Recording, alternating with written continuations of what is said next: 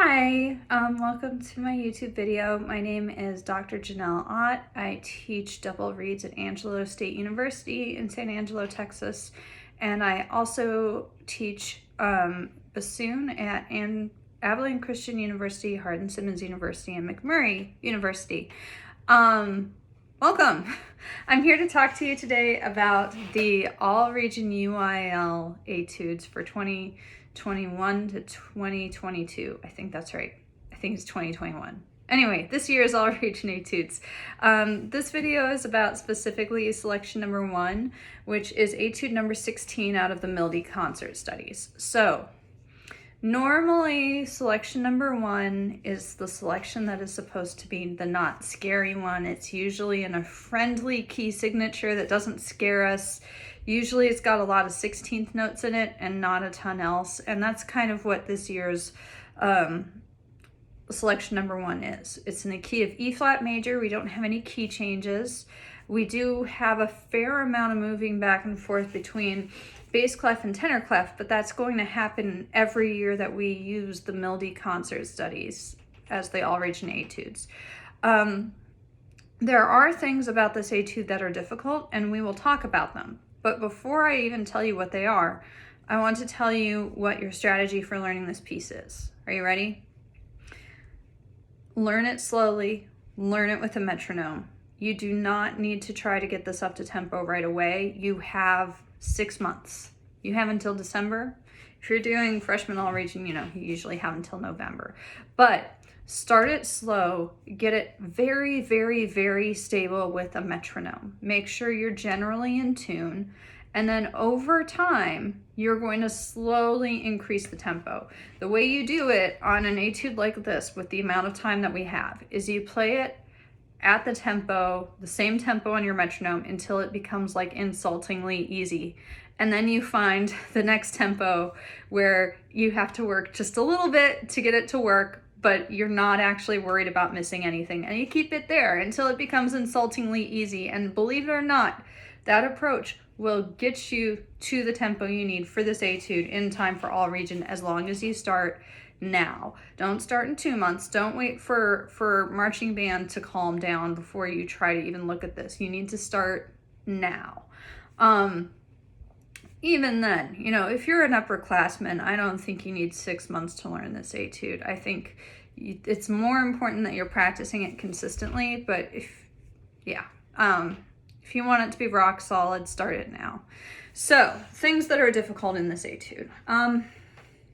Just because they are here and because I play bassoon, we need to talk about the trill fingerings. So if you are a band director watching this, you need to understand that bassoon trill fingerings are crazy and most of them don't really work. We just do something that sort of works and do it with confidence. So we have 3 trills. They are written in measures 56 and 57. And the first one, I just realized I don't have my reed with me. Hold on a second.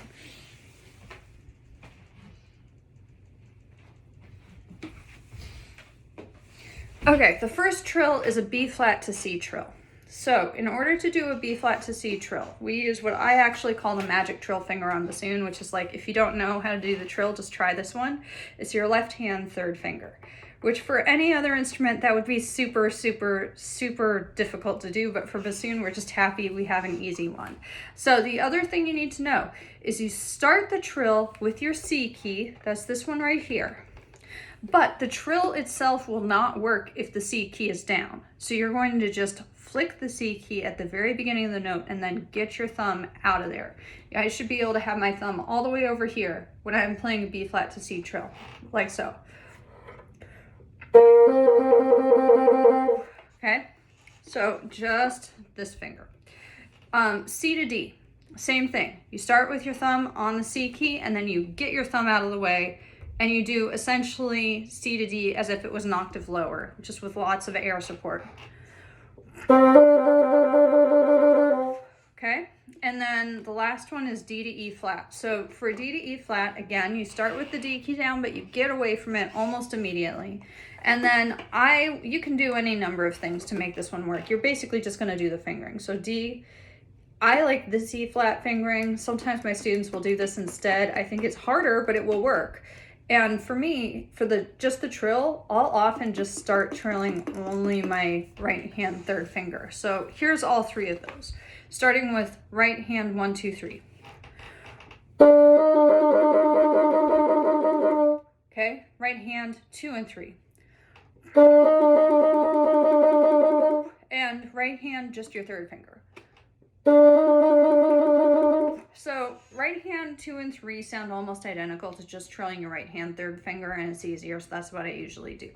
The grace notes that you have after the trills are called Nachschläge, technically in German, which just in German it means nach means afterwards, and Schlag means like something that you hit or beat. So like it's just two little notes that you hit on your way to the next note. They do not need to be perfect 30-second notes. In fact, it's really common to start a trill a little bit slower, speed it up in the middle, and then slow it down a little bit at the end. It just tends to sound a little bit more musical and a little bit more graceful. So just make sure that the Nachschläge happen before the next note is supposed to start. We want each trill to start on time. So like so.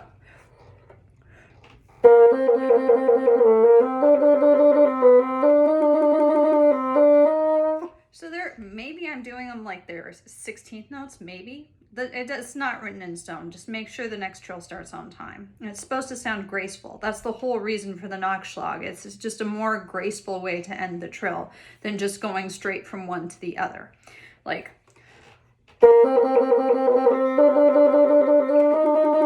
which is okay, it's fine, but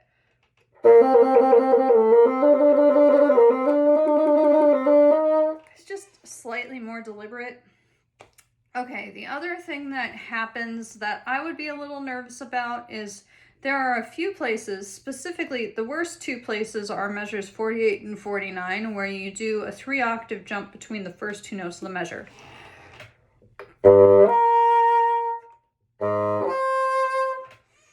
Okay, the mistake that most people will make when they're trying to do a large ascending slur is they feel like they have to push out the top note. That's not true, because if you try to push out the top note, you're actually at risk of completely dampening the reed to the point where it shuts down and it won't vibrate at all. So if you're trying to force anything to come out, it's much less likely that those high notes are going to speak. Just make sure that you're using enough air on the low note. The low note should have all the air that you need for the high note to speak. And then you just kind of relax into the high note. I'm not changing anything with my air. I'm not even really changing my embouchure.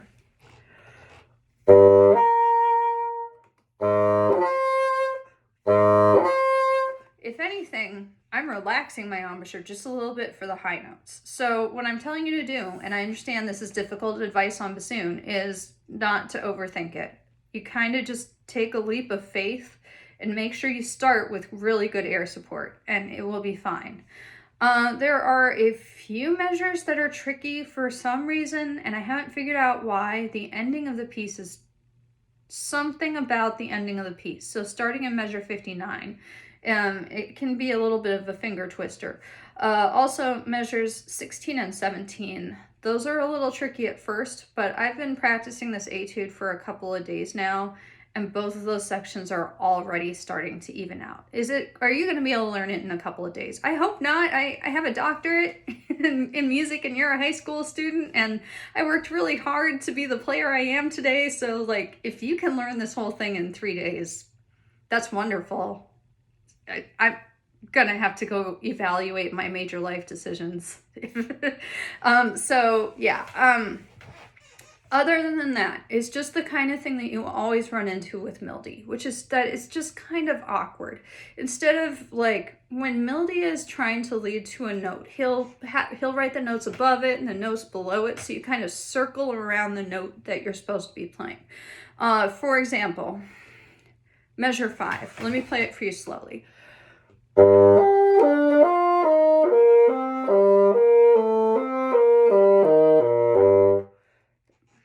It's just a lot of going up and then down and skipping when I don't need to, and you're just kind of circling around the note. Again, like with going from the low register to the high register, I would advise against overthinking this. You want to make sure that you're using enough air so every note speaks. But if you're to the point where you are trying to instantly increase the amount of air you're using for one note in the middle of that group, you are causing more problems than you are solving. So just lots of air, and this is one of the things you will gain as you play this piece. At this point in your life, you've already gotten very good at knowing how much air each note needs. Your brain subconsciously will adapt every time that you play this. And before you know it, you won't even think of it as awkward. It is awkward. It will become not awkward. So,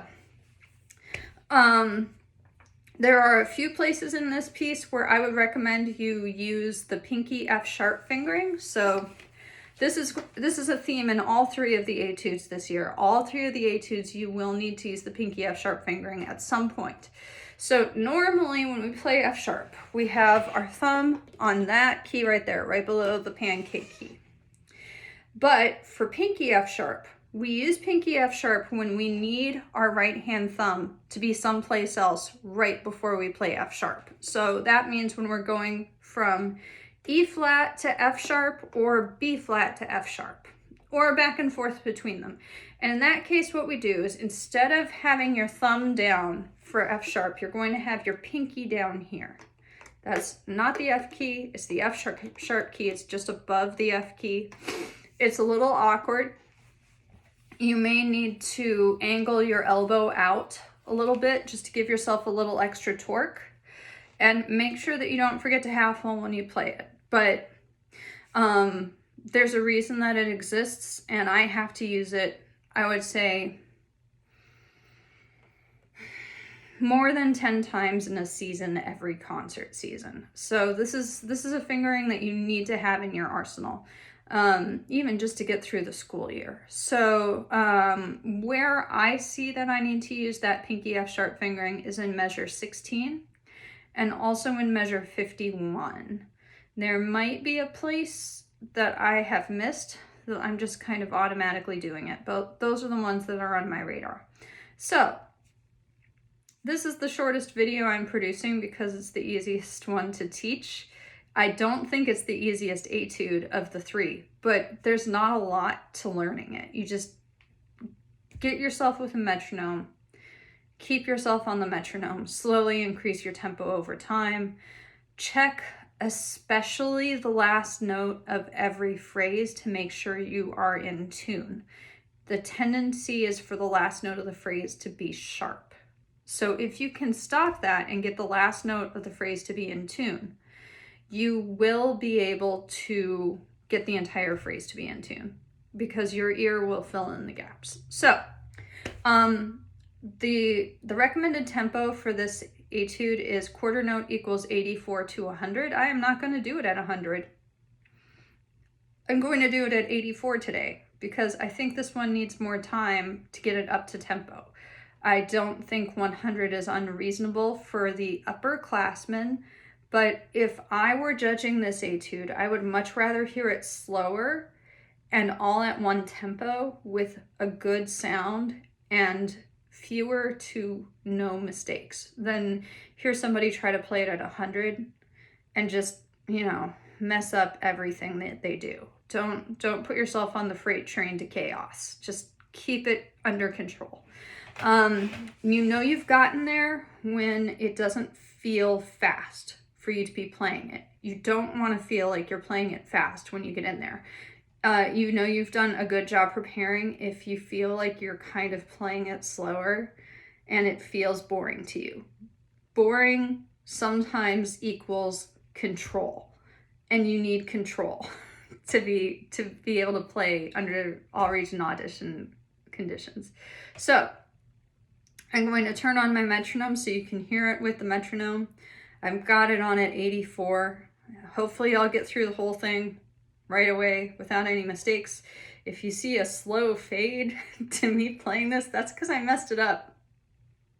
Messing up is part of the learning process. It's okay to mess up. You do the work now so that hopefully you do not mess up in the audition, or not a lot. So here we go.